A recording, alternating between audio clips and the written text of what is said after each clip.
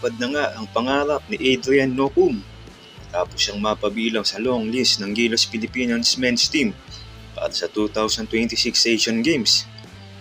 Ipinaabot ni Nocum ang kanyang taus-pusong pasasalamat sa pagkakataong ito.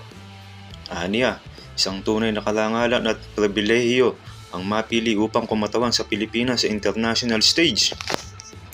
Opisyal lang nakatanggap ng tawag sa Gilas Pilipinas ang high-flying guard na si Adrian Nocum matapos siyang isama ng SBP sa 30-man pool na nag-aagawan para sa pwesto sa final 12-man roster para sa darating na Asian Games sa Japan mula September 19 hanggang October 4. Layunin ng Gilas Pilipinas na depensahan ng kanilang gold medal.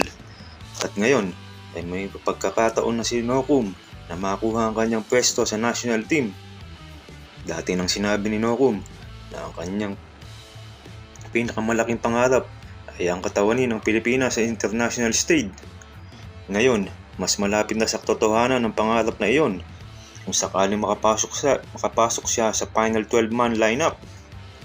Pasok na nga sa 30-man pool ng Gilas Pilipinas ang PBA rising star na si Adrian Nocum. Magandang addition ito para sa ating national team dahil malaki na talaga ang pinagbago ng laruan niya. Sana lang ay mapabilang nga siya sa final 12 na mapipili dahil deserve niya talaga ang isang spot na ito.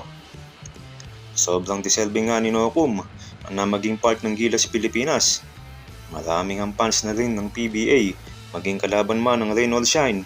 Alam na papalag ito sa international competition. Sa ngayon, Asian Games pa lang siya maaaring mapasama. Pero di malayo, sa susunod na pagkakataon sa FIBA Sanction Tournament na rin ay nandyan na rin si Adrian Nocum.